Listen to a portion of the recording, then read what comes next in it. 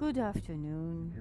First, I would like to thank the organization of this Congress for the invitation to chair this table. The last time I chaired the table, he was through a virtual event during the pandemic times. It's a different environment. We see people here at USP. It's an ideal place for the event like this one. And I'm pleased and thank you for the coordination invitation. I would like just to introduce the subject at issue. This because the task is for our panelists. The subject is very interesting. Digital economy taxation is very relevant subject during this time, and I like to evade a bit the script. I recall before the pandemic we have one reality. Now, if you get your car and go anywhere, take a road, go to Guarulhos, you have a logistic warehouse, several being built, and many of them are exactly belong to the Chinese and e-commerce companies. Before they didn't have a foot in Brazil, now they started using these logistics warehouses, and many are here through these warehouse physically. But before the pandemic we didn't have this, and now we see one building before the other.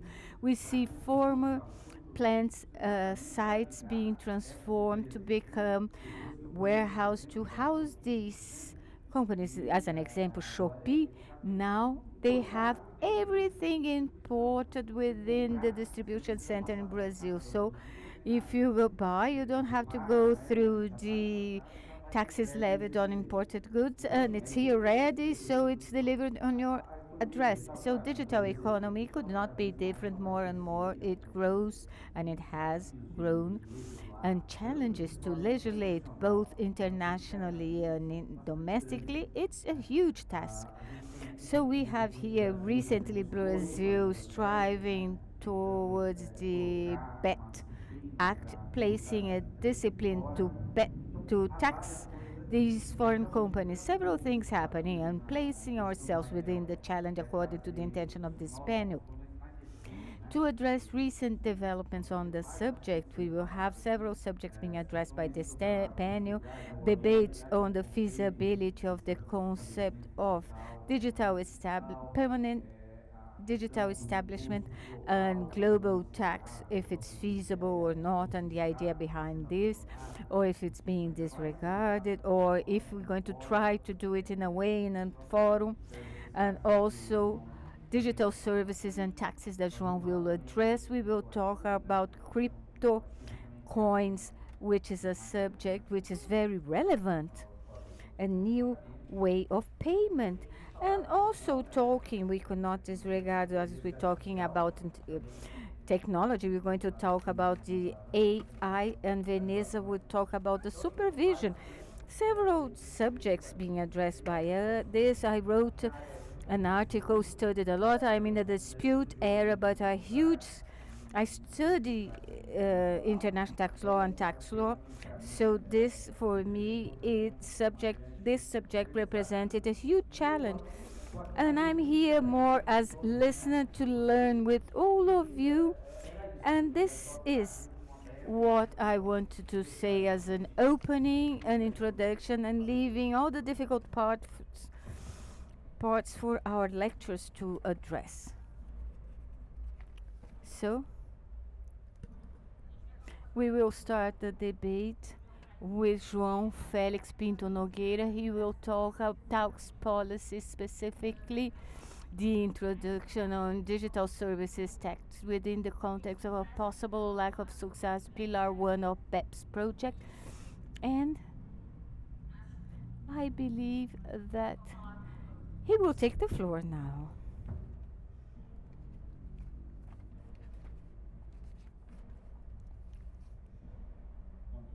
Well, presentation. I'm going to start by the thank you note in Portuguese, then my presentation is going to be in English. Antes de mais, gostaria de agradecer à organização pelo... Before, thank you for the organization for the invitation done by Luiz Eduardo Cheiro, Luiz Fávio Neto, who I'm not seeing, And Rodrigo Maito, thank you very much. Personally, it's a pleasure to be in São Paulo, a city that has the highest debate regarding international taxation, and I'm pleased to represent the International Bureau of Fiscal Department. It's one of the oldest protocols in the academic and IBDT. It's a pleasure to be here. To English. My presentation is going to return to a topic that we have been used to discuss over the years, which is taxation of the digital economy, and it's going to be focused on a very specific issue: source nexus for business profit taxation. The title of my presentation is called Mare Liberum, and it's a specific reference to a conflict between the Portuguese and the Dutch in the 16th century. And yes, I'm looking at you, Eric Cameron. I'm not sure if there are other Dutch in the room, but especially Eric, because they owe us porcelain and silk, and this should be very clear. So let me just give you a little bit of context to this conflict. There was, and this comes before this conflict, there is something between the Portuguese kingdom and the Castilla-Aragon kingdom. So actually the Portuguese king was entitled by succession law to the Spanish kingdom, and there were other conflicts, and we solved these conflicts by two treaties that I should display over there, which are the Treaty of Alcáçovas in 1479 and the Treaty of Tordesillas in 1494. Tordesillas is well known by this room, most of this room, and this is likely the reason why most of this room speaks now Portuguese. But let's go back to the treaty. Besides other matters that were dealt by this treaty, the most important matter was actually dividing the world.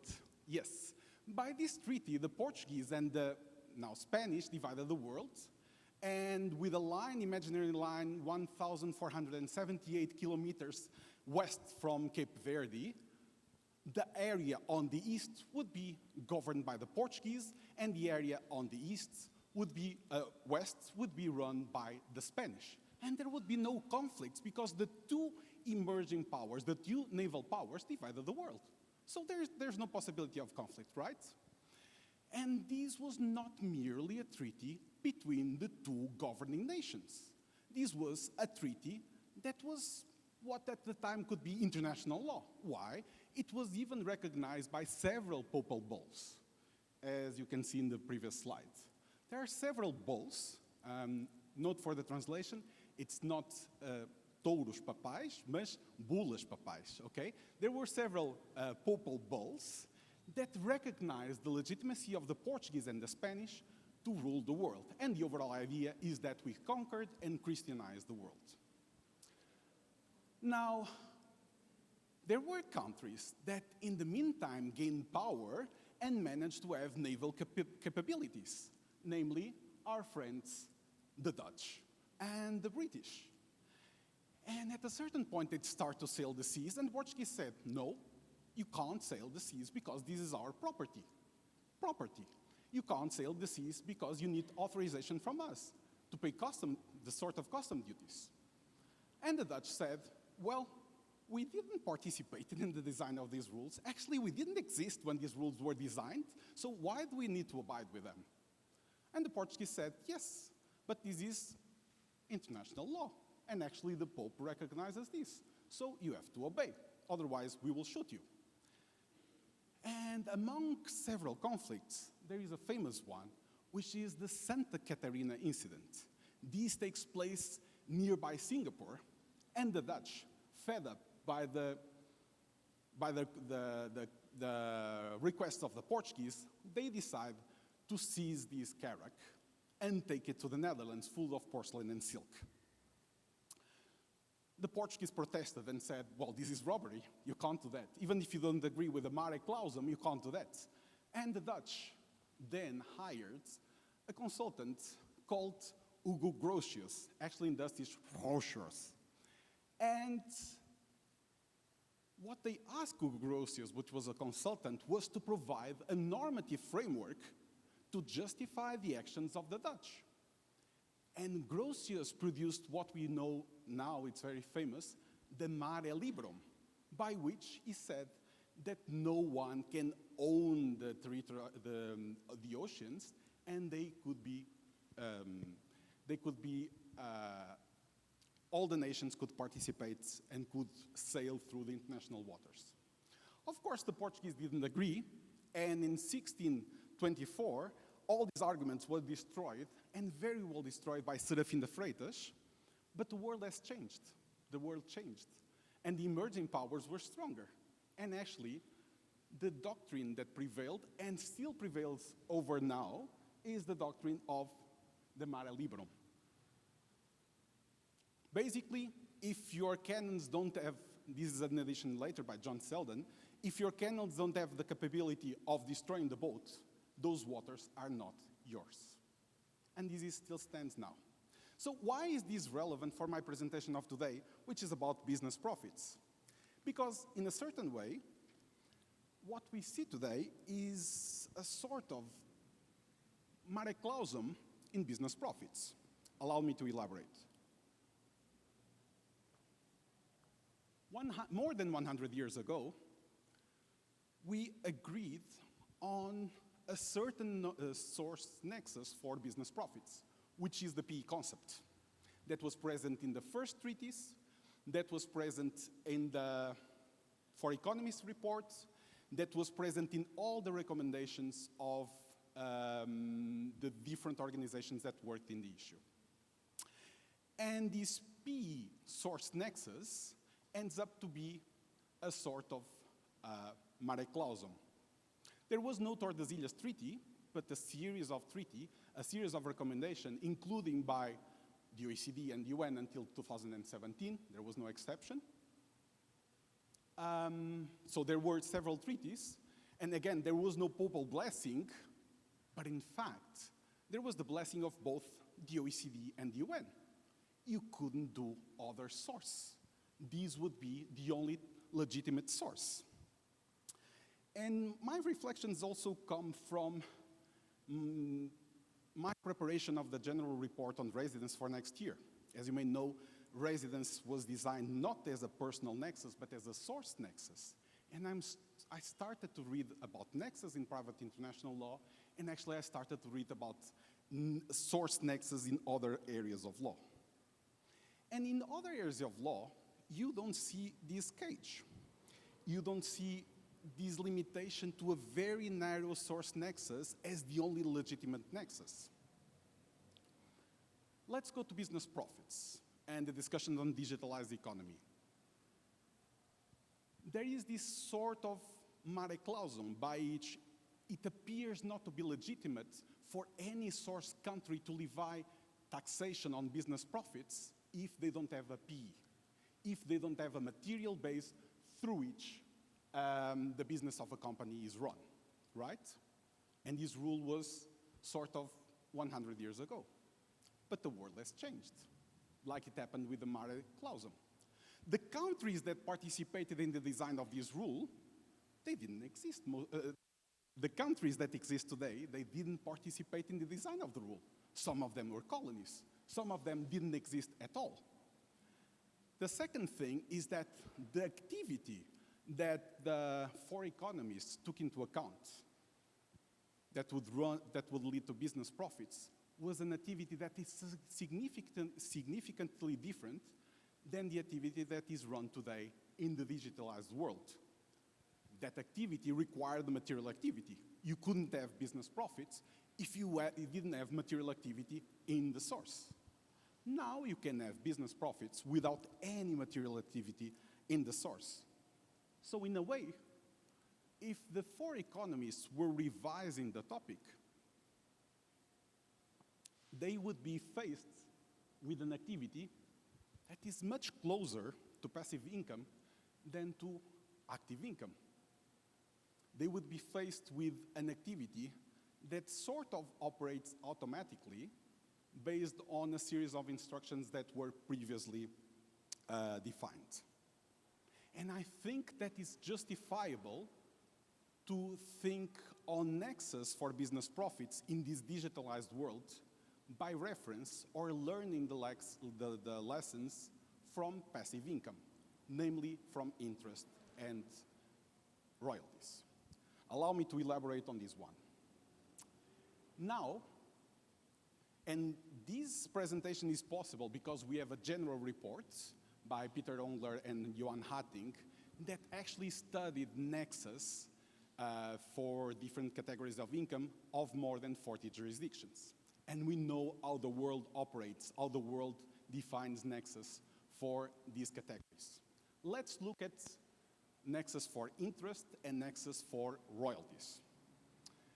So what happens in domestic law? Nexus for interest is not only the residence of the payer, as we are recommended by the OECD and the UN, but it also progressively starts to be defined as the place where the capital is utilized. Several jurisdictions, you see the list of countries over there, use this nexus. Lex re cite, in case the loan is guaranteed by real estate, or even residence of the guarantor, in case the loan is secured by the parent company, for instance. And these enlargements of the concept of nexus, which have been progressively done without any diplomatic protest by the international tax community, they permeate tax treaties. And just by luck, I didn't do that much search, I found this treaty, but there are many more examples, between Argentina and Bolivia, that actually they attribute taxing rights to the place where the loan has been used, not the place of the payer. They consider there is material activity over there, and this economic activity over there, and this economic activity gives economic allegiance. And also this treaty, I brought it because it is interesting, they say, well, and if the loan is secured by real estate located in one of our jurisdictions, then there is source where the real estate is located. Simply put, we have now this situation, and this is not for the future, but this situation occurs already now. Right now, we have already the possibility of have multiple sources. We can have source number one, which is the place where the payer of a loan is located, and you can have source number two, which is the place where the capital is utilized, or the place where the real estate that guarantees the loan is localized.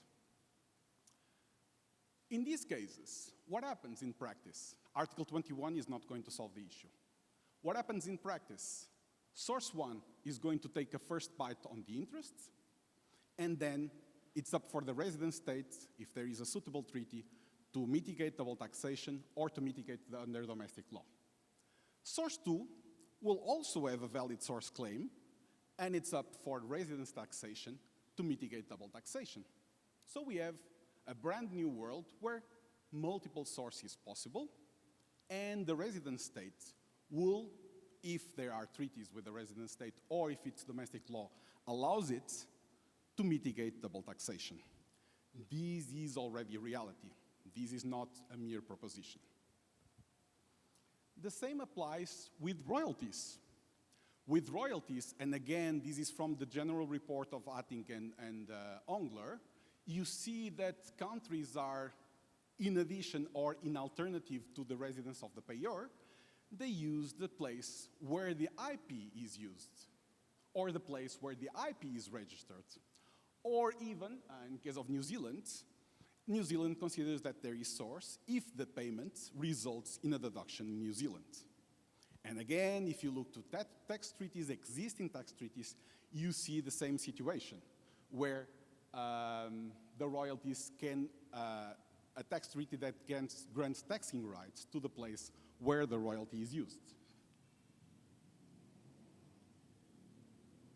Again, the same situation, you will have two sources, and if you have tax treaties with source number one and source number two, you will have a first bite on the royalties by the residence of the payer, and a second bite on the royalties by the residence of, or by the place where the royalty is used, the IP is used, and then you, the resident state, will have to mitigate if there are tax treaties or its domestic law requires.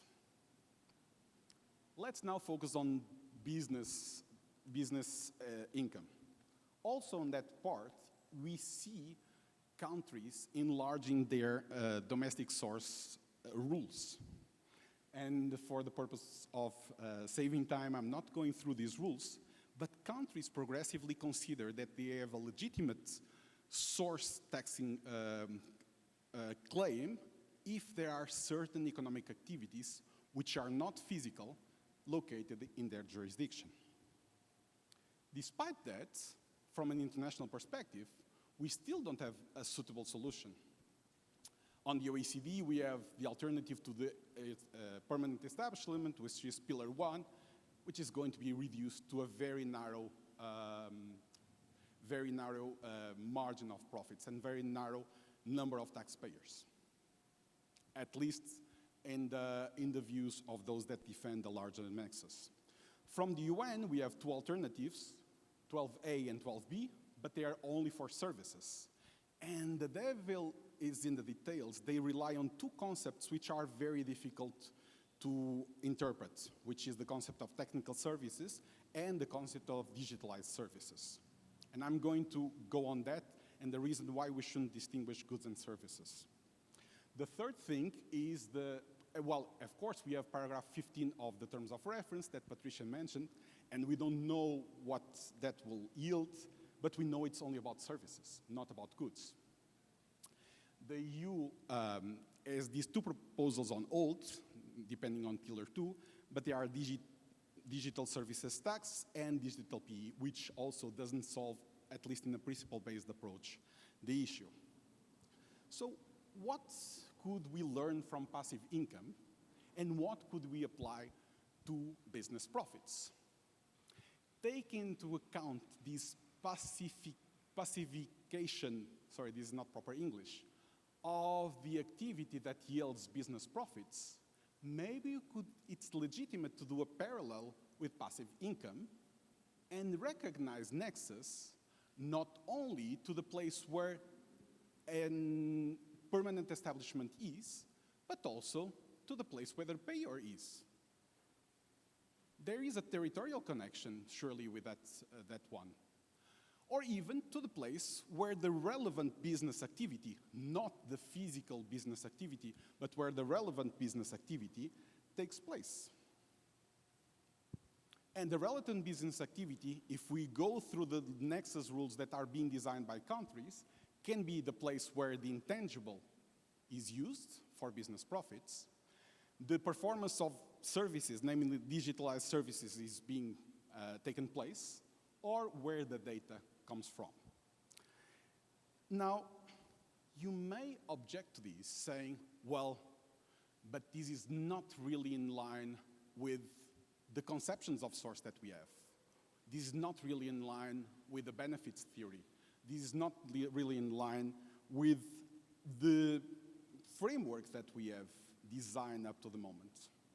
And that may be truth. In my view, this is fully aligned with the benefits theory, but there are divergent views. But what I learned from studying Nexus is that there is an over-reliance on benefits in taxation that there is not in other fields of law. There is over-reliance on a single nexus that there is not in other fields of law. And if we look at the topical report also for IFA, there is a very interesting report by Cedric Reingart, which is one of the leading scholars in Nexus, and I'm going to read it, which actually destroys this cage, this mare clausum doctrine in which we, international tax lawyers, have been living. I'm going to read the words from this report published 3 weeks ago. And again, this leading scholar on source says, a state's choice of a particular connection is ultimately informed by a state's tax and economic policies. It's largely unregulated by international law. That gives states more than sizable leeway to opt for the jurisdictional nexus which they consider as most appropriate and efficient to pursue their policies. Not even once, this leading scholar when addressing source, he speaks about benefits. Eckhurst, which is another scholar, says that at the end, what regulates the legitimacy of a source nexus is whether there are diplomatic protests. And if there are no diplomatic protests, the world changes and international law changes. And even about market jurisdiction, that couldn't be further from the benefits.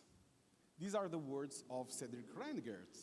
At first sight, market-based jurisdiction is based on a relatively strong territorial and personal nexus, which is exercised over providers offering this service to persons based in a particular territory. Similar jurisdiction exists in the field of data protection law.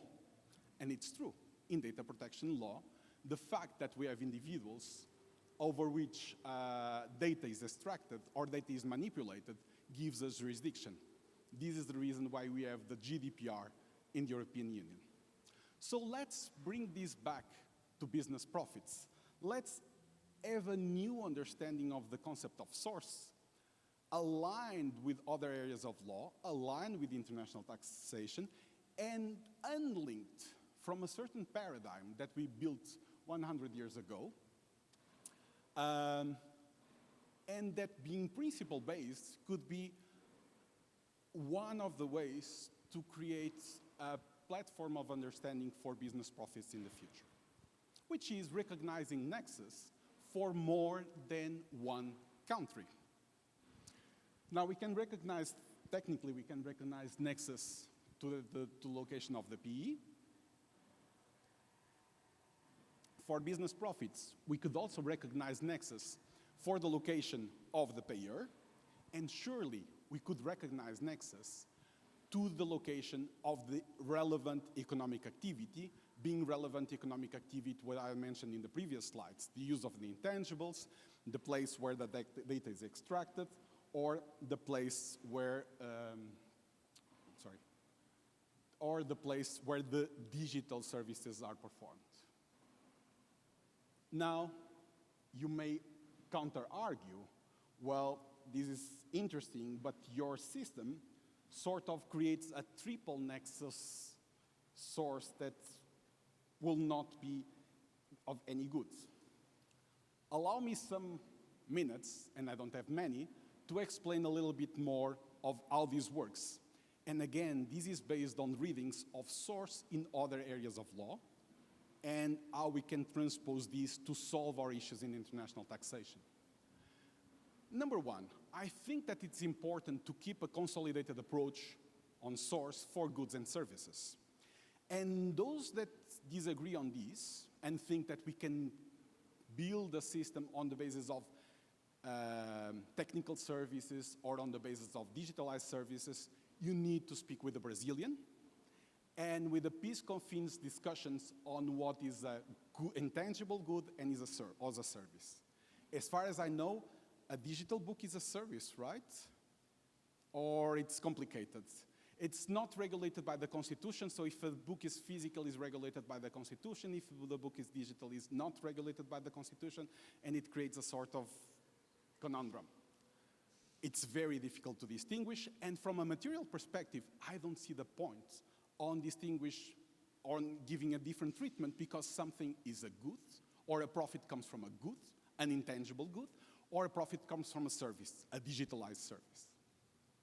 Number two, nexus. The P nexus should continue. We need to fix the concept and provide a little bit more legal certainty, but we should add to the P nexus other nexuses that under private international law or public international law, they are as legitimate as the P nexus.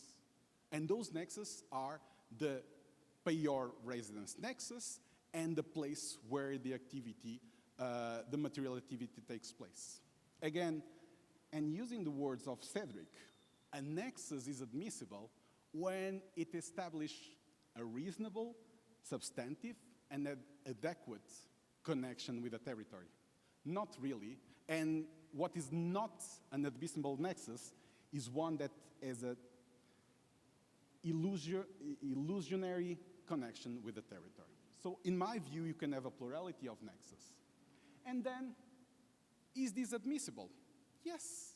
In other areas of law, you have plurality of nexus in several cases. And we are able to operate with all of them. How does it work? We can have all of the three of them operating at the same time.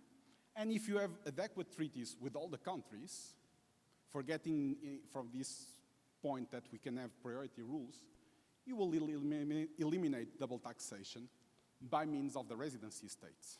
Of course, you can say, but the residency state will have to bear 3 times the burden of a source. Yes, but does it make the exercise of source taxing rights illegitimate? No.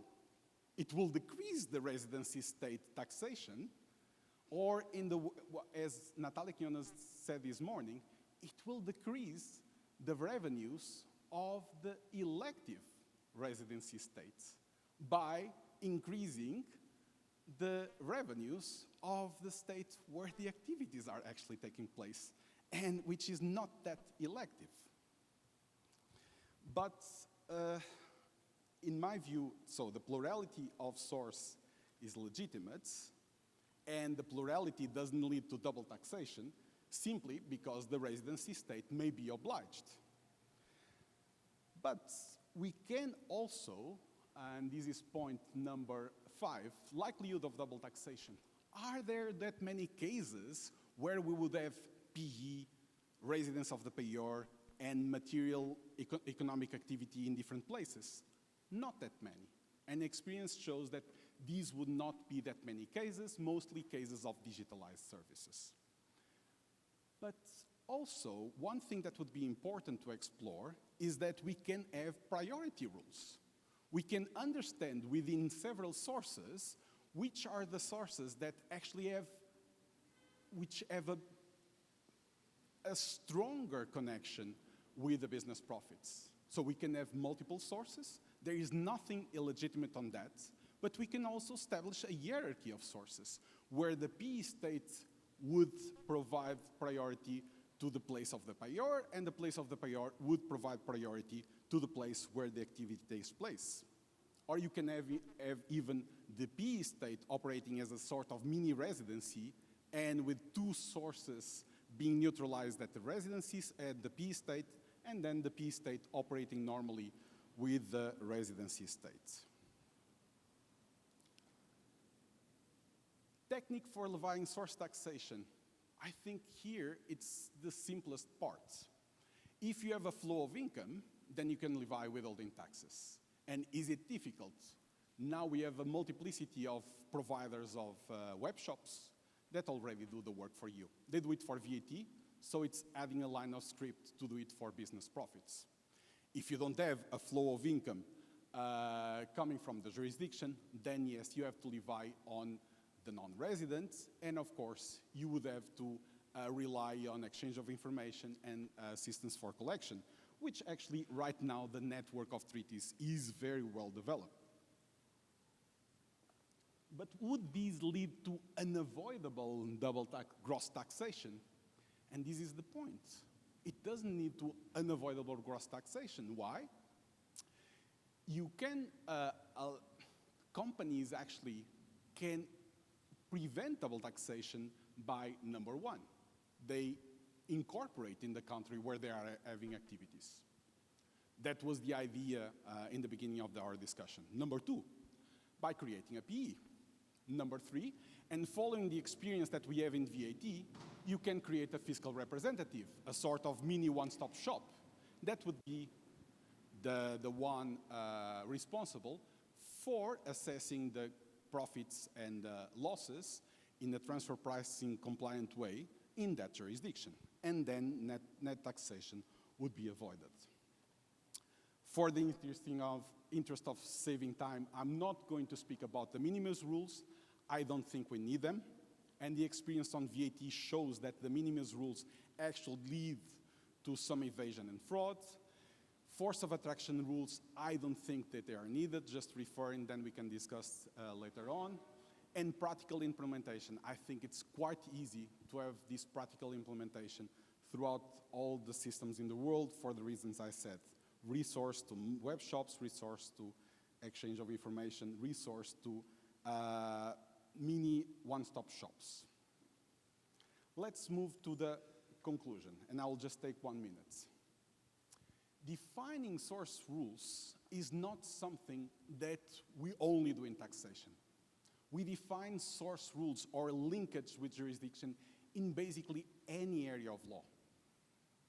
And we grant a huge leeway for states to regulate marriages, to regulate contracts. Then we have certain conventions, but we grant leeway for states to implement their policies. But in a certain way, we sort of felt in this mare clausum agreement that this is not possible for business taxation.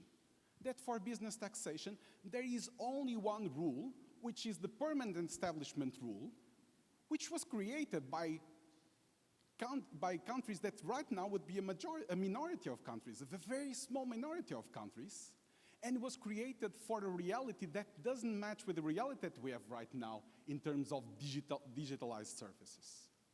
So the countries that exist now didn't participate in the rule, and the material activity that we were designing the rule 100 years ago, it's not the same now. And this is the reason why we need to get inspiration from other areas of law, get inspiration from the current practices of the countries, and hear the countries how they are developing their own rules. And have a new, renewed approach, not based on old paradigms, but based on this renewed understanding that insofar as there is a genuine, strong, reasonable connection with the territory of a jurisdiction, yes, a state can levy source taxation. And then, yes, we need to have a priority of rules, we need to regulate these by tax treaties, and it's the role of the OECD and the UN to regulate how these will work. If we don't do that, do you know what's going to happen? Santa Catarina. And the countries are going to seize our boats. And I'm not speaking about physical boats, but I'm speaking about DSTs.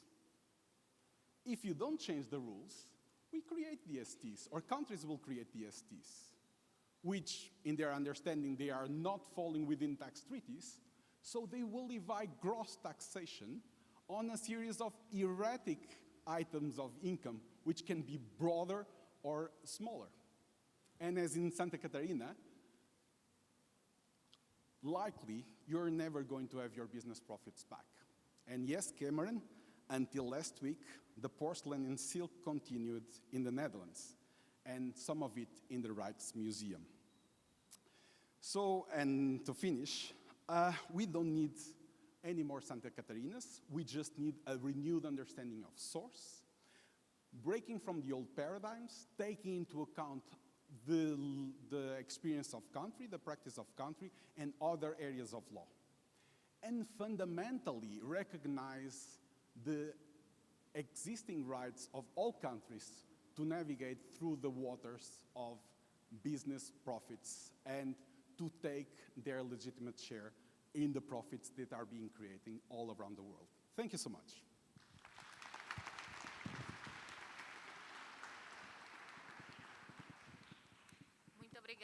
Thank you, João. Now the next lecture is Doris Canning. It will talk about a different possible solution for this thing about the taxation on digital business, but the analysis of digital permanent established as a possible solution for fix next the older nexus with falling within the new economic reality. So Doris takes the floor. First, I would like to congratulate IBDT for not being a master's program, but the program of international tax law in Brazil, not only by the technical quality as well as the opportunities presented for students like organizing congresses like this one. I'm very honored to be part of this.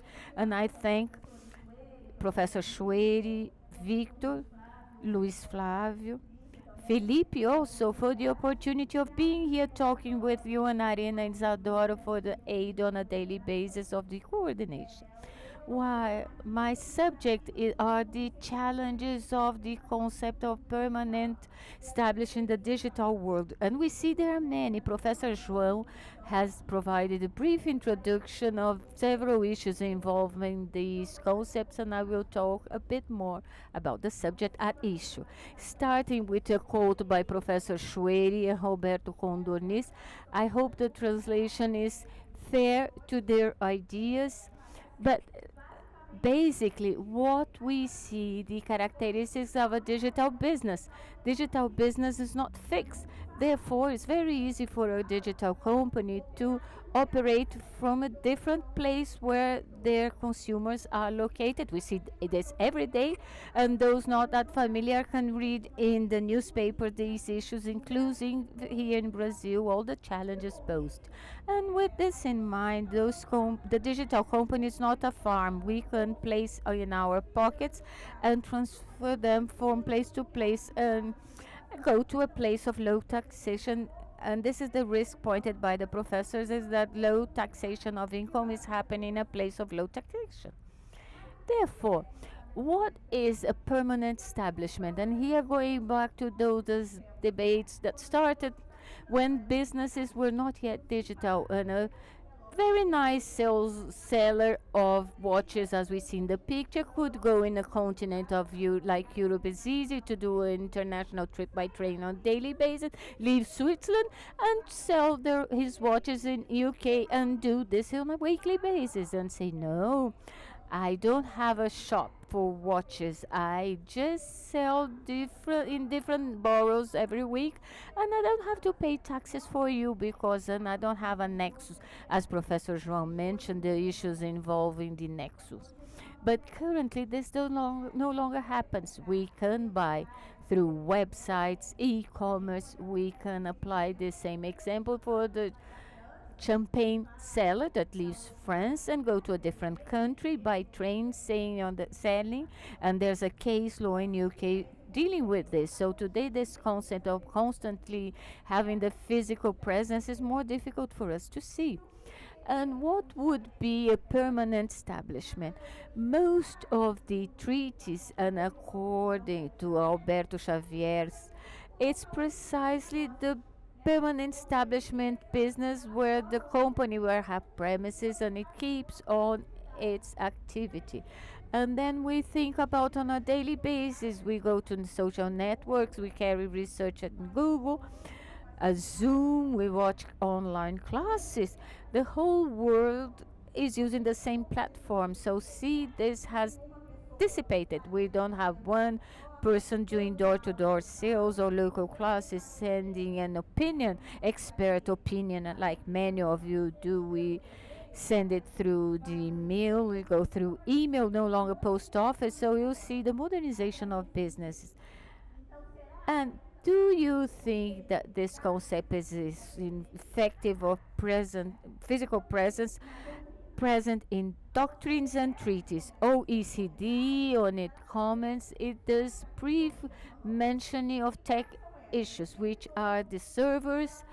It addresses by saying that for the servers issue regarding computers, no, not important if you put the server in a certain place or if it was transferred for us men satellites. They reject the where the signal was received as the fixed place for a business. Therefore, we can see components of ECD regarding technology point of view also does not help us that much regarding the how to see where the income will be taxed.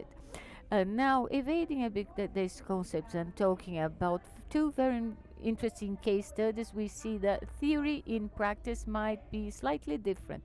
Therefore, regarding the servers, in 018, Sweden said that even if we have a server in Sweden, we with an employee with no business or employees, this server, if it's the main operation of the company, it can be, yes, deemed as a permanent established and not fit within the exceptions we know regarding a service or ancillary service.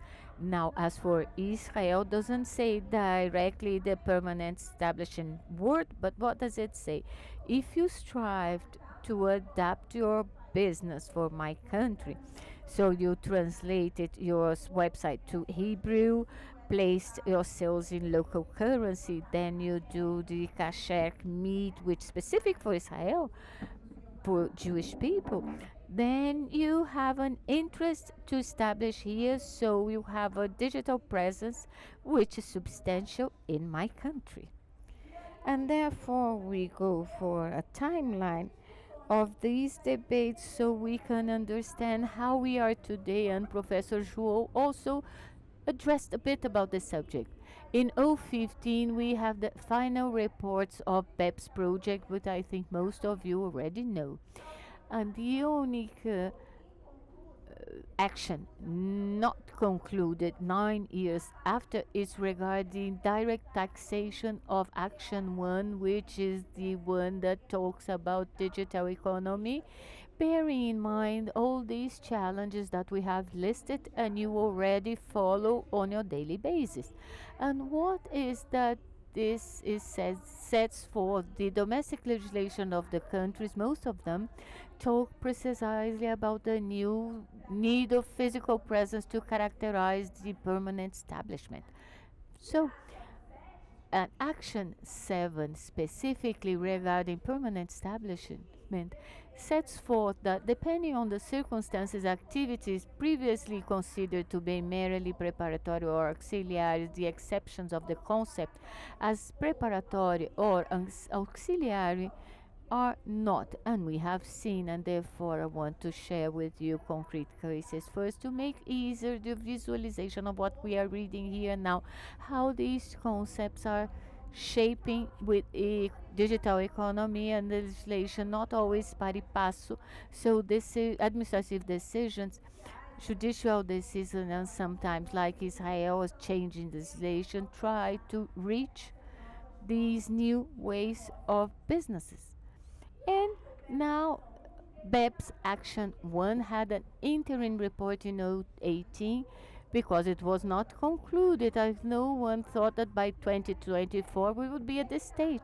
And this 2018 report, I find it quite interesting. I present several concepts of it during my digital economy taxation classes because it presents digital business characteristics like also Professor João already mentioned.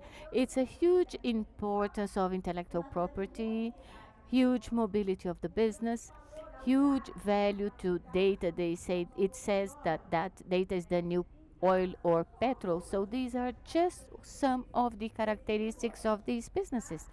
And then it goes to put into the concept, places the users are next for taxation, but a new concept of permanent established was not closed with this idea. And where are we today?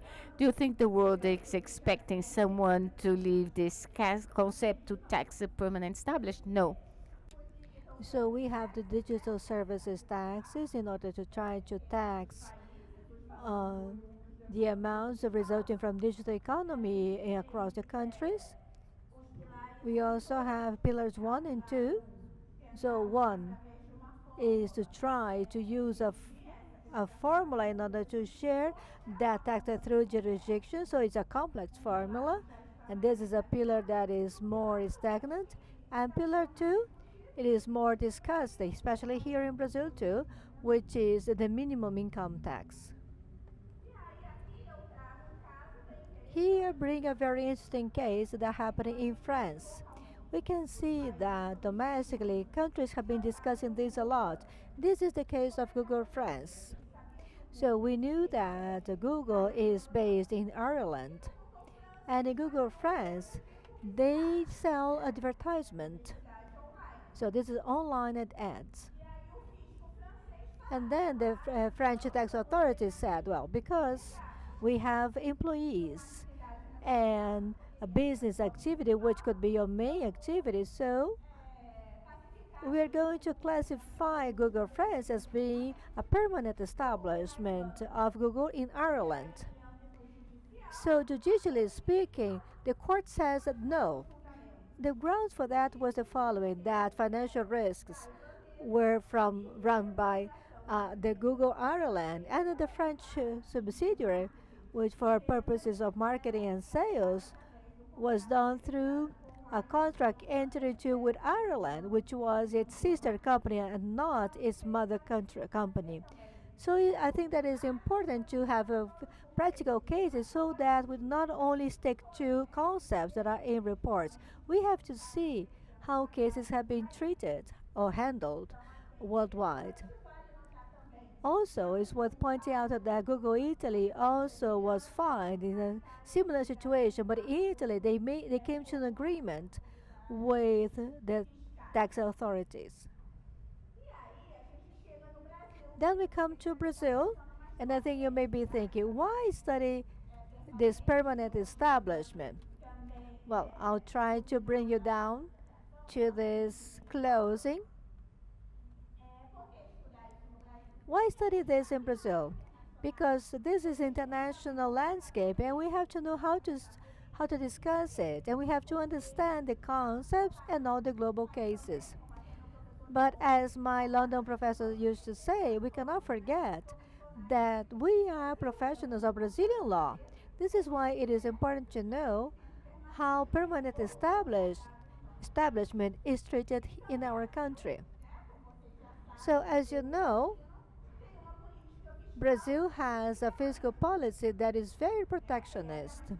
It is even more protectionist than the model trial of the UN. There are some provisions here that shows that our uh, tax landscape is much more used. So the focus is on the income tax withheld at the source. At the interim report that I mentioned, they say that how many other countries have been working with digital economy. Some have taxation based on the business volume. Some other ones like England by volume, and Israel that I showed you that bring new concepts. Brazil is mentioned as the one that withholds taxes at the source. But this is not only that, we have done that much before the digital economy.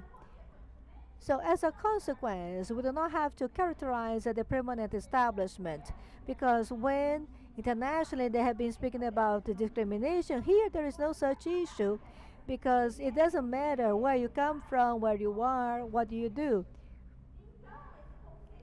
So the concept of permanent establishment is rarely used. And where do we find it? In the treaties. All the Brazilian treaties have an article about the permanent establishment, and also in the normative instruction that varies from country to country. We also saw this of the transfer pricing in the Congress, and also in the legislation of the Olympic Games of 2016, and also in the World Cup of 2014 legislation. And there are some other articles of the income tax regulations that can also be interpreted that way. Few relevant decisions in the administrative and judicial area can be also addressed like that. And the federal tax legislation showed there has been no changes in view of the digital economy. We had some bills of law trying to include fiscal fees and other digital issues, but they have not evolved. In Europe, we also have some other legislations that are also on hold, and we see that this is much more established in the state level, and in Brazil follows the world trend, which is to attribute indirect responsibility to the platforms. So this is something that is worthwhile mentioning, especially in the digital table. Even though this is indirect taxation, but it's also interesting to consider. And I also have brought this article 1142 of the Civil Code that has been updated in 2022, and it defines what is a business establishment, which is comprised of the assets for the business activity, and it should not be confused with the local business where that activity is performed virtually or in person. And when the location is exercised in virtual environment, then the address provided for registration purposes may, as the case may be, the address of the individual entrepreneur or that of the one of the partners of the business corporation. Then, if Brazil introduces this concept of permanent establishment, now going back to the tax law, Professor Schroeder and Professor Roberto,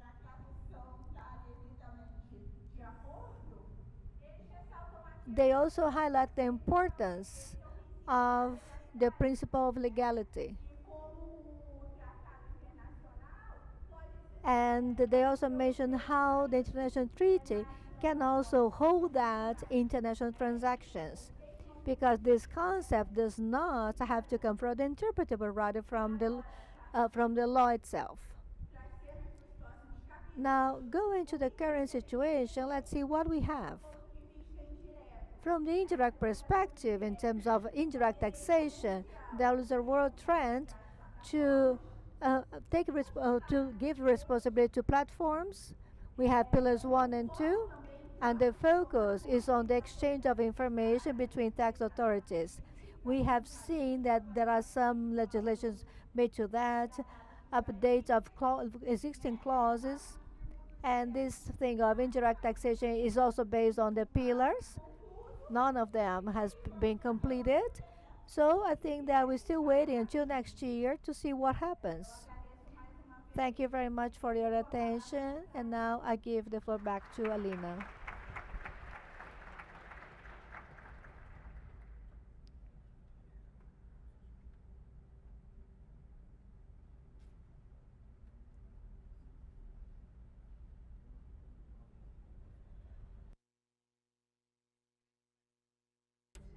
Well, under the umbrella of digital economy, we'll have several topics here at the panel.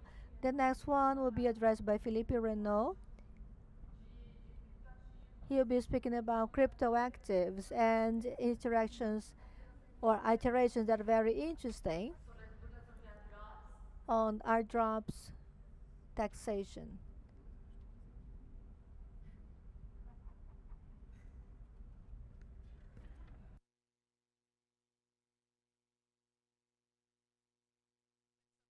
drops e pool de mineração.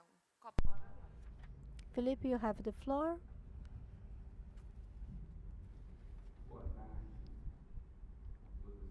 Good afternoon, everyone. I'd like to say that I'm kind of afraid to speak here because this is the main room here at the law school. And also before my head, Professor Schroeder. But especially after this tour at the University of São Paulo that I did with Professor Schroeder, and also sitting here on the second floor and hear from here several stories about the history of the University of São Paulo and many other historical events that took place here. So standing here gives me the sensation that is very weird. But thank you very much for the confidence and for the invitation to come here. Thank you, Professor Schrader, and everyone at IBDT. I cannot name all of them because the list will be very long. As Doris said, undoubtedly, this is one of the most respected institutes and that also contributes a lot to dissemination of tax law in Brazil. As well as international taxation, this is also very important. This is why I'm happy to be here and I'm thrilled. And I support Botafogo Club in Rio de Janeiro. So this is also another test because this club is from Rio de Janeiro. My topic was also developed by Alina, with the help of Alina. I'd like to greet all the panelists, and in particular João, who welcomed me with a gaze of approval. In the early this year, I went to for my postdoctoral research. And Alina helped me a lot about this topic because she wanted me to bring novelties. Of course, cryptoactive taxation, especially here at the University of São Paulo, is a topic that has a lot to be studied. And Professor Schroeder also told me that I should have a group of researchers. We also brought some other guest speakers like Ramon, who wrote a very beautiful article about this topic and contribute to this group too. But the discussion itself, I think that you know it. What I try to bring here are two of the subtopics under this central or umbrella topic. They seem to me that they are now being more discussed in international congresses, including the mining or prospection of crypto actives, which is very disruptive, especially in this landscape. That is very disruptive, and also airdrop operations. There are some examples that I'll have to read from my cell phone because this is where I have my notes. Why there is all this issue about cryptoactive mining? One of the characteristics of digitalization of economy is because we have some situation events or legal obligations that are not supported or that are not the same like the ones we have in traditional economy. And of course, it creates a bug in our minds because it seems to me that it has been taking us some years to understand it. What has been clear in an event that I went with Dr. Schroeder in Austria, because they were discussing all of this, and they said that the intuition is, we have to use intuition to analyze this.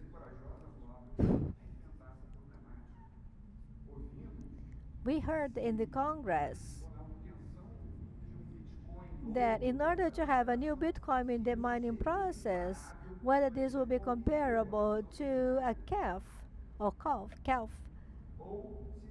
or whether the effect will be the same as the original acquisition of the property or of the ore.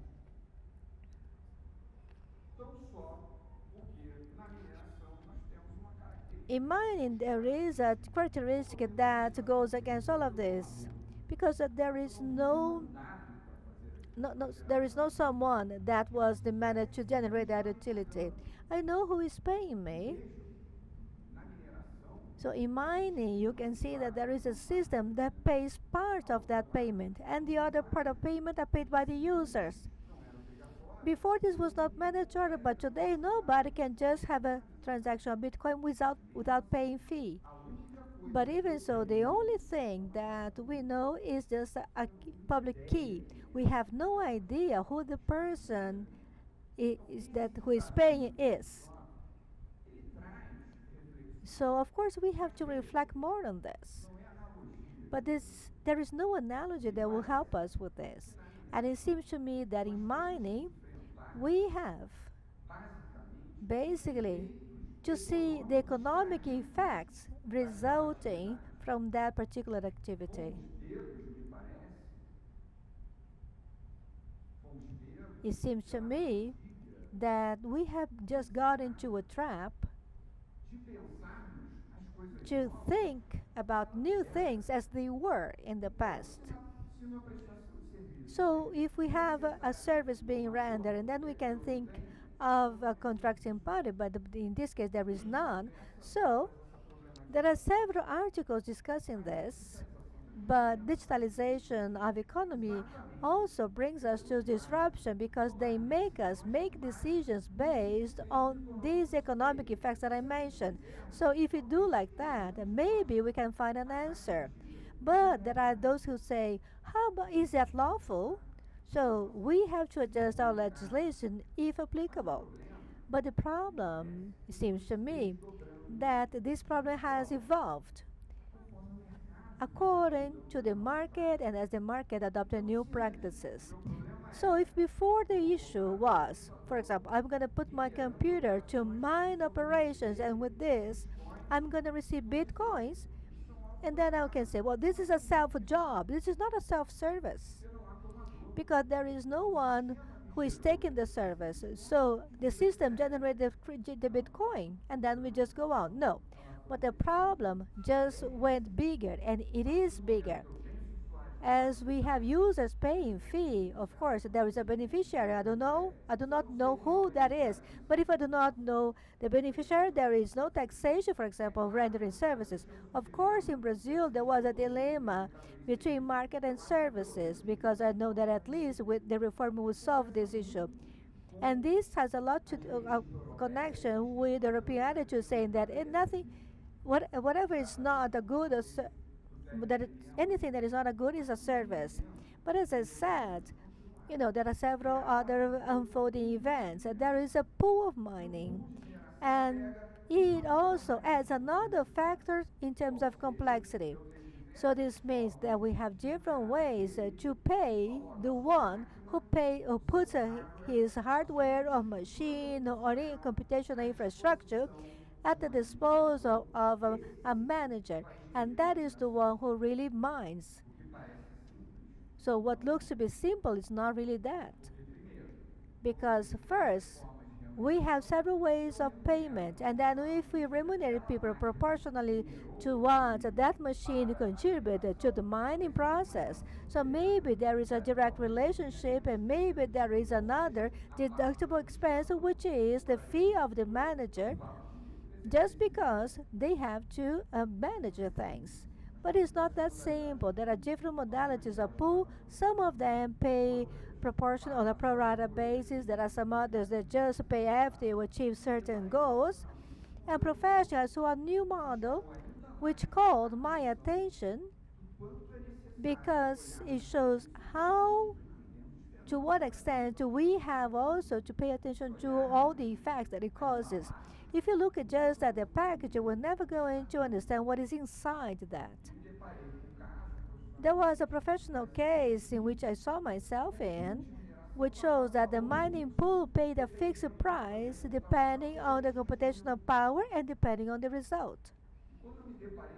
When I saw that, I said, my God, this is not mining. Because the technology used for mining is available to anyone. So this means that that technology is not an intangible, the one who made the computational infrastructure available. It is being used by everyone. So what I had in hand was, it also caused a dispute there in the office. It seemed to be just rental or lease contracts.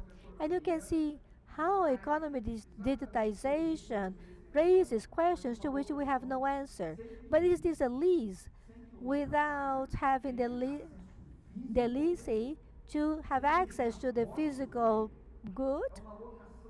This is a remote lease. Oh no, the use is remote. Why not? Because it was not like that in the Roman law, or because it was not like that in the tangible law. So we had to discuss that a lot. This is data processing with a third party or public computational resources. No, we are just using something that is in the cloud. This is public access. Then there was a disagreement on this, so we just said that this would be lease. But I believe that many of you here can imagine all the kinds of solutions. So this is just to say that not only today we have a challenge in mining, which is to identify all of this. And when Professor Schroeder went to one of our meetings, she said, but this seems to be a productive process because in mining, Bitcoin is created. And we discussed this with IT people who are also members of this group. But then people said, if we have a system pre-authorization or protocol saying that I can create X new Bitcoins, that Bitcoin will be created by the system, but it is created through the mining process. When you solve a mathematical problem, you not only create hashes, but also you not only materialize and record all that sale and purchase transactions about that Bitcoin, but you also create new Bitcoins that will also remunerate the miners above the fees. So we have a productive process in the background of all this discussion. So you can see that we have new facts. The market make them arise. And then when we analyze the comparative law, we have added other challenges. One of the challenges of market digitalization is in order to have a uniformity in terms of concepts to be used, because now we do not have the customs borders that will just limit our operations, as was very well presented before. So this issue is still to be discussed, but we don't have borders anymore. I can buy a crypto active from any place, from payers everywhere. So now we have an inherent issue. So when we look at the American legislation, we can see that there is a distinction. They faced the issue and said, okay, so when you receive the crypto asset in the mining process, you have to tax it according to the fair market value. We have to verify the price of that crypto asset and then we tax accordingly. And then when it is transferred or assigned, then we have capital gain. Then the first question is, the concept of capital gain is the same everywhere? We have the concept of income gain everywhere in every country. And more curiously, there was a case which was the one of Jarrett versus the US. So US said, well, I'll tax when you receive the Bitcoin. So it was a taxpayer who sued the country saying, I just want to pay when I realize this. It was $3,000 worth the lawsuit. And IRS did the following. In order not to have a more debate on this and losing it, they just reimbursed the $3,000. And because there was no case law, then they had to drop it. So IRS gave a recommendation, so the lawsuit was filed. There was a principle of realization. And in order not to have a more discussion on that, IRS decided to refund the taxpayer. So when we see all the European Union directives, we have another issue, because there, and João knows that very well, there is an equivalent of international cooperation. There was an enigmatic case which was hacktivist.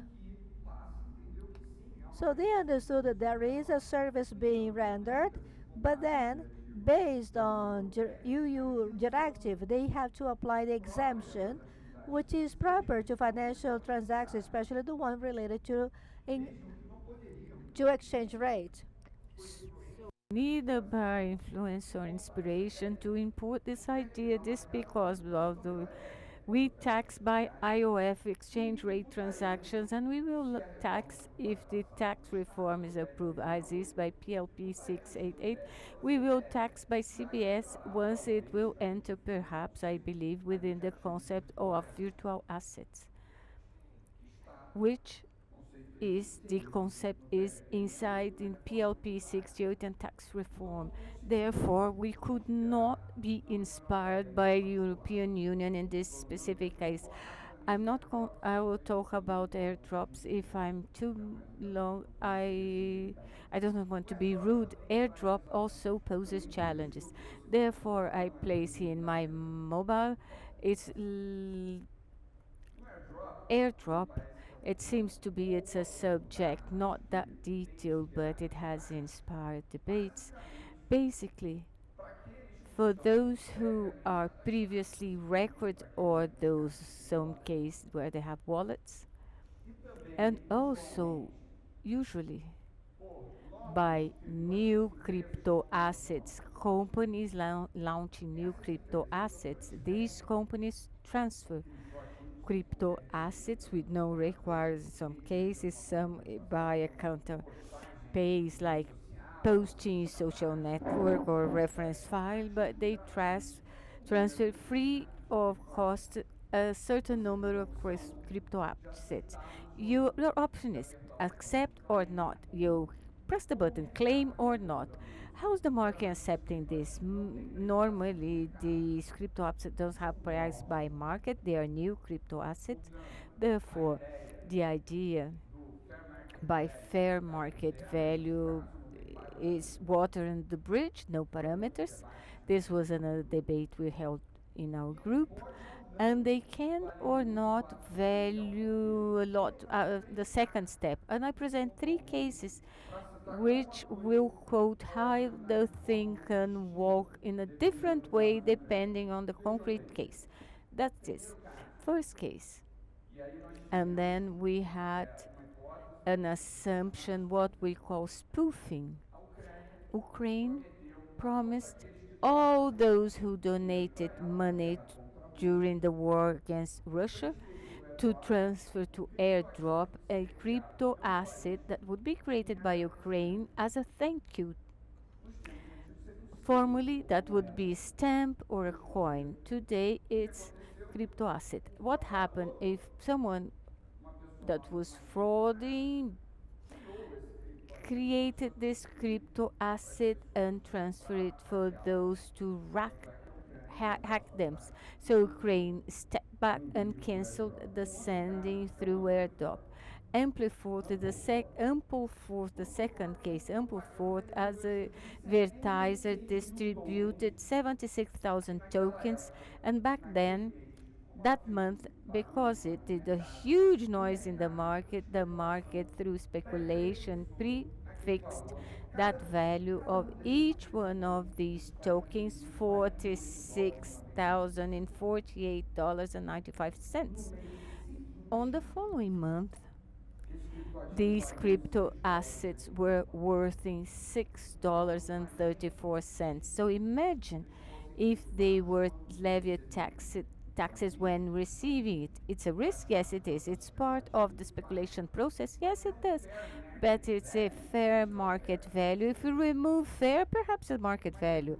But it's the outcome of speculation. And to wrap up my talk, two examples.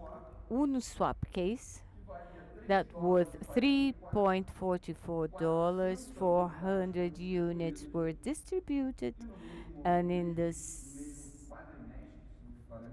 same 4 months, each unit was worth $1,400. To say that airdrop is promotional and there's no market value, fair or not, it's something not possible. That's why our RAS said through a note that could not fall within the category of a gift, which could fall within the tax legislation of Brazil. It would fall within donation. It seems to me, I wrap up and I thank you very much, quoting naturally those who today teaches me so much in the University of Sao Paulo and taught me when Professor Schueri, during the introduction of CITO, quotes Professor Acides in his book. He said the professor insisted that the professor could only be happy if his students left with more doubts than when they started, because it's through curiosities that you learn.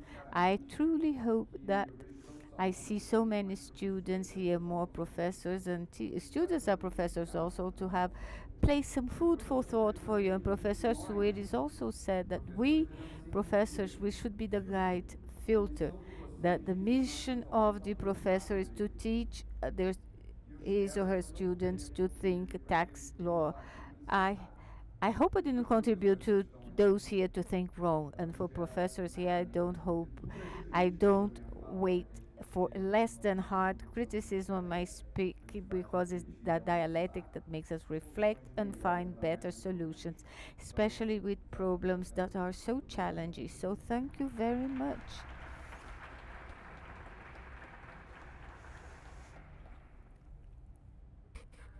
Now Vanessa Bulara will talk about the AI in the supervision and use of AI by tax authorities. And I would like to stress the request for you to submit your question through QR code that it's on the screen projected. And the questions are important for us because they are input for our debate for the last panel of Q&A. We will use questions not answered. I don't we know if we have time for all in this panel, but if not, this is our fuel for debate on the last panel of the day. So, Vanessa, you have the floor.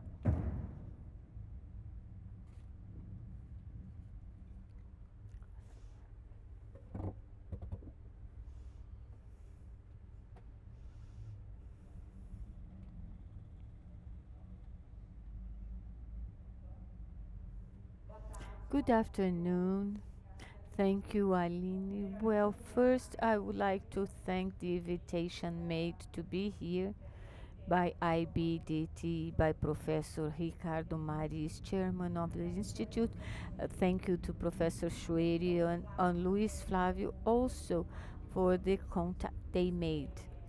And for me, it's a huge challenge to be here on this side of the table and talking the last one in the panel after so many information shared with our my peers in this table, but I also talk on behalf of having just done my master's PhD. I was the first group of IBDT and coming back and find those peers that did with me, Daniel Prats, students and others, and be able to share now the knowledge as that Felipe mentioned, more doubts, more ideas, then be certain with all.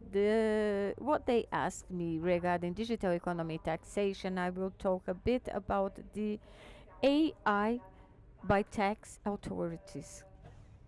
And this bias is more a question. Would it be the tax efficiency used regarding the tax authorities or inequalities? Because I will go through practical cases showing this using the AI tool and its practical outcomes. Well, in general terms, with some remarks, we know this subject is a global challenge. With this because, as our previous uh, panelists mentioned, because it's difficult to tax income arising from digital economy, which is the motivation by which tax administrations face and try to improve the use of new technologies to supervise taxpayers. And with this, to avoid tax evasion, fraud, and guarantee fiscal sovereignty. So it meets the BEPS project of by initiative of OECD. Well, try looking for tax compliance for better control both regarding the excise and taxpayers. And but always with this bias of looking the guarantee of principles of legality, rights of the defense, privacy, in spite of being very simple this idea and so straightforward, it has not been not is not being complied with due as due it should be. At BEPS 1, Pillar 1, Doris mentioned the information that it did not move forward. Currently, debates are surrounding the Pillar 2, global minimum, and introduce the idea what be the new taxes to be to tax, as Dr. João just mentioned. Based on this, the use of AI would be, in fact, an instrument in order that we put into practice how to reach the limitation. As I talk about the economic present nexus, local country jurisdiction wealth generate. In this sense, the use of AI is very good to find these limits and quantifiers and qualifiers. Therefore, the challenge, in fact, as you exit concepts like Article 7 of Model Convention that translated everything, the permanent establishment of a physical presence, and bringing this to model nexus, which are less in terms of present physical, and using the AI in order to reach these measurement. The use of AI, and here my expertise is tax, law, and legal. I will not talk about computing system. I don't have the capability for this, but it's interesting to say that within AI, obviously there are other by species, subspecies. There's one that explicable, shy, explicable artificial intelligence, which is used in some countries of Europe in some system that we call machine learning, that it's different from AI pure, as it allows you a human, a person can construct the outcomes by the activities of algorithms. Therefore, in a very simple way, conversely, to AI, generic AI, that you would have the input by algorithms giving an outcome without the understanding per se of the person, or explainable allows man to do this analysis with that, how that algorithm will reach it, that results based on through these, I'm sorry, the inputs and data that were used.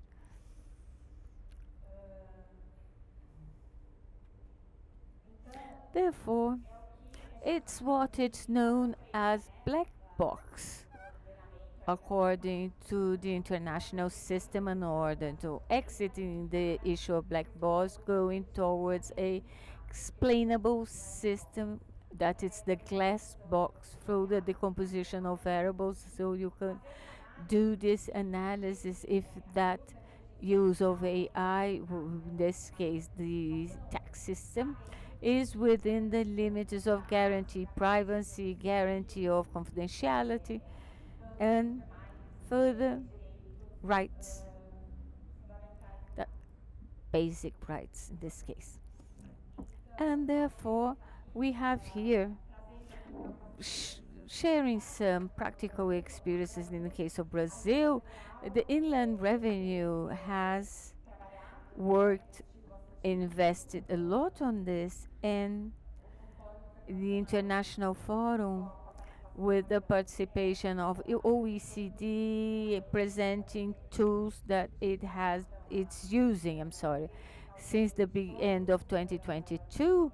There's a platform known as Analytics Project that deals specifically with debates about crypto assets. It's a platform developed, presented in the OECD forum to try to minimize tax irregularities in imports, and also with the use of economic groups, the use of crypto coins to mitigate the irregularities of tax when you want to be repaid indemnity.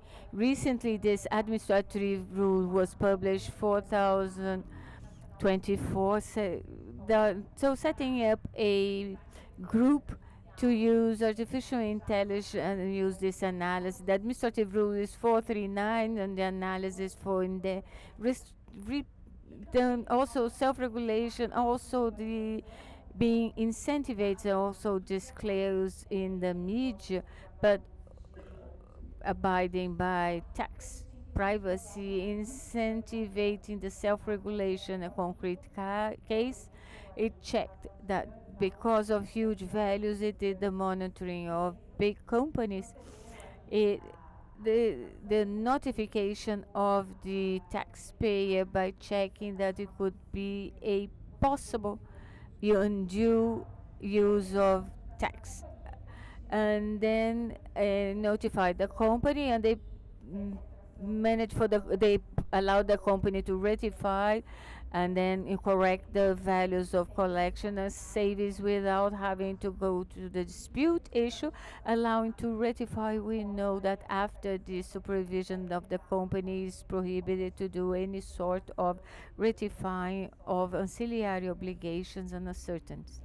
Therefore, these actions are the disclosed information on the website of the Inland Revenue. That it's an action without no need, an action without the need to open tax proceedings, without the initiation of litigation. So the harmony with the celerity principles corporation arise now from the 132 constitutional amendment, but we also have to notice and abide by the due legal proceedings, defense, and formalities need not to imply in any losses to taxpayers.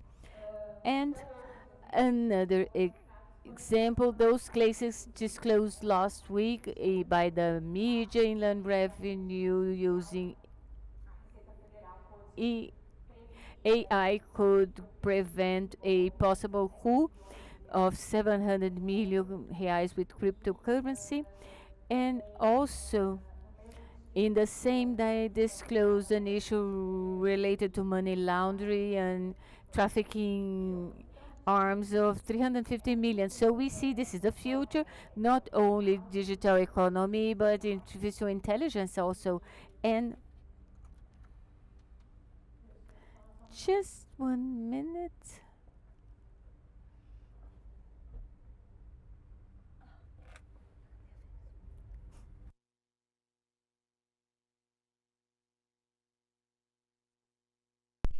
Então,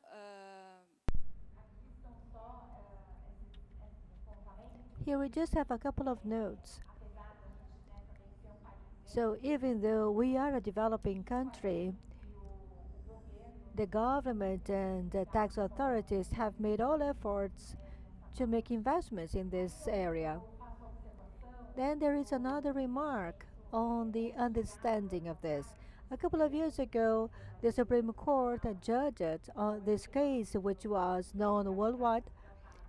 This was a decision connected with it's a criminal law, but actually this was related to reports being used with AI, and the Supreme Court understood that there is no illegality to share all these AI reports, and they were financial reports. And there was also criminal representation with the public prosecutor's office without having the authorization from the judiciary branch. And they could also share this information with international tax authorities in case this was found to have grounds enough and the need to discuss this topic further. This case was based on the use of reports produced by AI, and they use data from taxpayers. So the understanding was that did not violate Article 5, which has to do with privacy. With regard to Latin America,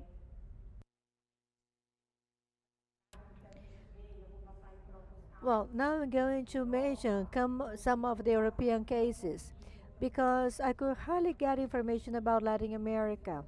So I think that it's also interesting to mention this to our colleagues and also to the debaters, especially debaters from Colombia. I think that would be good if you could bring some other cases from Latin America. Now I'm going to show you some concrete cases that had the involvement of AI and tax authorities that have generated some controversy. There was one in Poland, Actually, this is a system that is used called a STIR. They exchange information between tax authorities and their IRS and the central bank of their country.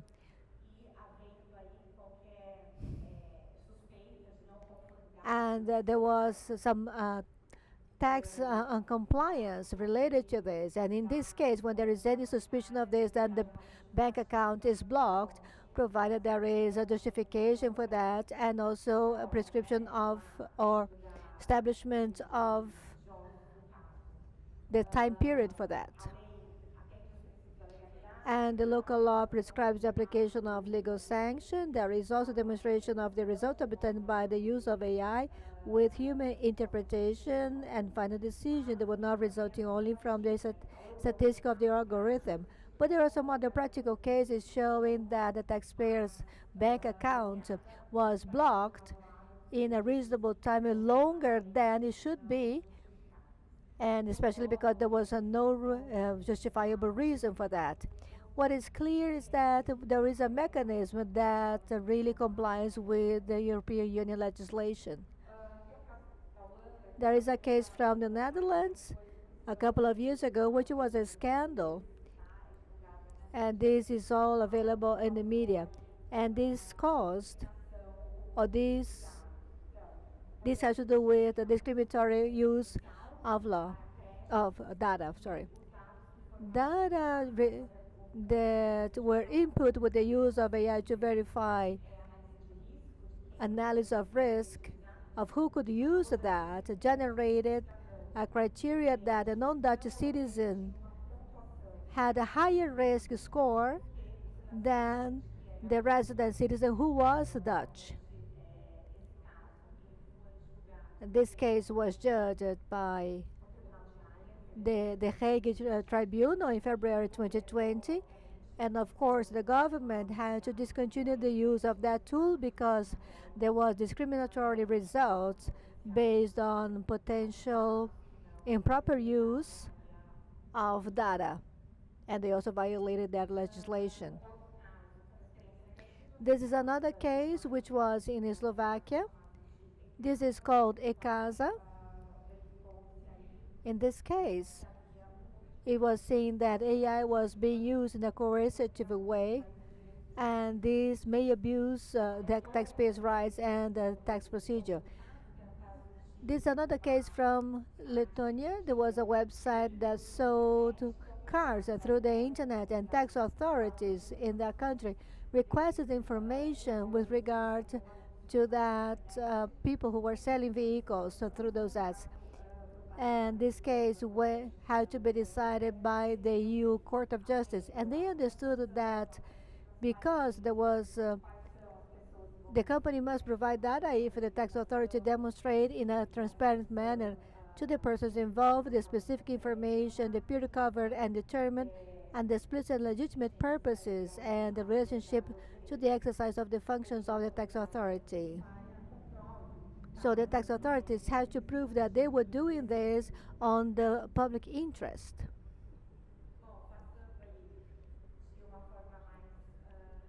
Now, briefly, I just would like to mention these other cases. Greece has already been using this platform, but this is very recent. It's called MyData or MyData. It is effective since May this year, or January this year, sorry.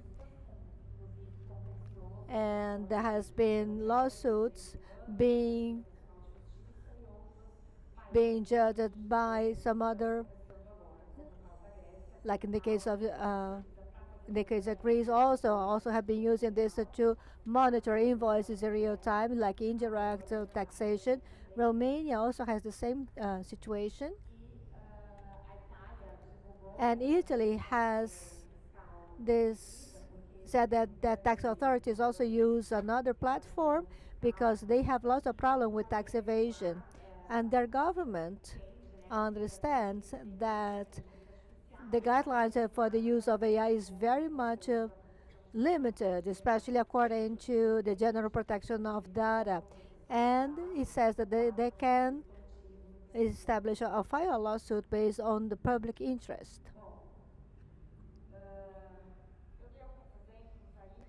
I gave a couple of examples, and Vietnam is another one. This is a recent case dated 2023.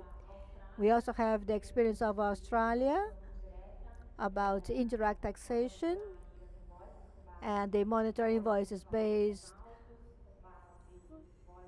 on invoices of amounts that can be detected by the system, especially because they have fraudulent behavior. And the US, even though this is a developed country, it has used AI to replace income tax return in hard copy. So this would be a more electronic way. India has used AI a lot, but this is very recent, and they have been successful in avoiding fraud. This also applies to Sweden. Since 2021, they have been using AI for the review of tax avoidance flags in registration applications. And in red, we can see, well, it's not very good for you to read, but you can see that the tax authorities in Sweden says that internally, even though they have been using AI, there is no regulation or any specific rule regarding the use of AI by tax authorities. So I just wanted to show you how this has points in common with what we discussed in the morning, especially in terms of interpretation of the law. This is an example showing that there is a need of regulation, which is really important because you can see that there is a very vague bias, and this leads to the abuse by tax authorities. And France and Singapore are also working towards that. And you can see that there is a global movement or attitude towards this because everything is taking place in related to indirect taxation and then global taxation and invoices. And we can see that usually legislation is just trying to catch up with all the situations that we have seen and according to how wealth has been generated. My time is up. So I just wanted to bring you more uncertainties, new ideas, and doubts rather than clarification, especially because of the topic itself, which is very uncertain and also very difficult for you to explore. And each country deals with this issue in a different way. Thank you.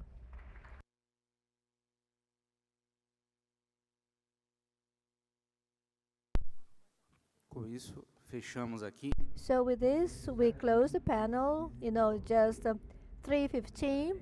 So we have covered all the talks. Thank you very much. Thank you all the panelists for their excellent talks and for the lessons learned. And also for Professors Rene, Luis Flavia, and Ricardo Mait. Thank you very much for your assistance.